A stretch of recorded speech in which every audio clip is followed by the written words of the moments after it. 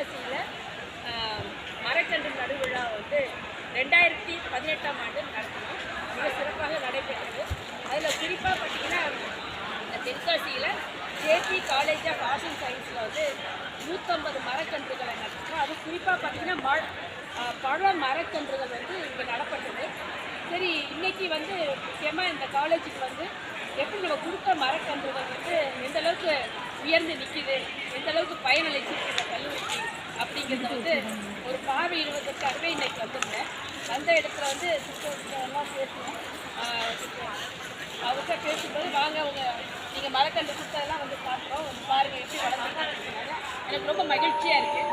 எனக்கு கொடுத்த நெல்லி மரம் வந்து நல்லா உயர்ந்து காய்கறிலாம் காய்கறிலாம் கொடுத்துருக்கு. அதுக்கப்புறம் கொய்யா வந்து காய்ச்சிருக்கு. அதுக்கப்புறம் பலாமரத்தையும் பார்த்தா பலாமரம் காய்ச்சிருக்கு. இன்னும் வந்து எலுமிச்சம், சீத்தா இது மாதிரி போன்ற பழ மரக்கன்றுகள் வந்து உயர்ந்து அதை வந்து கனிகள் கொடுத்துட்ருக்கிறது நேரடியாக பார்க்கும்போது ரொம்ப மகிழ்ச்சியாக இருக்குது. ஸோ இது மாதிரி இப்போ சிஸ்டர் பேசும்போது இது எந்த அளவுக்கு பயனுள்ளதாக இருக்கிறது இல்லை, எங்கள் குழந்தைங்க வந்து எங்கள் ஸ்டூடெண்ட்ஸ் வந்து அவங்களே வருவாங்க, ஏதாவது இருக்குது அப்படின்னா பறித்து அவங்களே சாப்பிட்டு போகிறாங்க அப்படின்னு சொல்லி ரொம்ப பெருமையாக சந்தோஷமாக சொன்னாங்க. ஏன்னா இது மாதிரி ஸ்டூடெண்ட்ஸ் வந்து பார்ட்டிசிபேட் பண்ணணும், ஸ்டூடெண்ட்ஸ் வந்து அனுபவிக்கணும் அப்படிங்கிற ஒரு முன்னெடுப்புக்காகத்தான் இது மாதிரி மரக்கன்றுகளை வந்து பழ மரக்கன்று கொடுத்தோம்.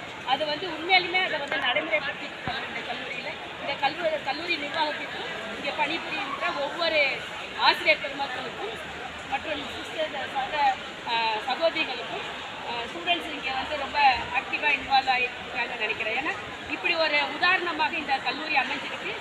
வருங்காலத்தில் இது மாதிரி ஸ்டூடெண்ட்ஸ்லாம் வந்து இது மாதிரி மரக்கன்றுகள் நடனம், சுற்றுச்சூழலை வந்து பாதுகாக்கணும் அப்படிங்கிறத வந்து இந்த நேரத்தில் வந்து தாழ்வுடன் பேசுகிறேன்.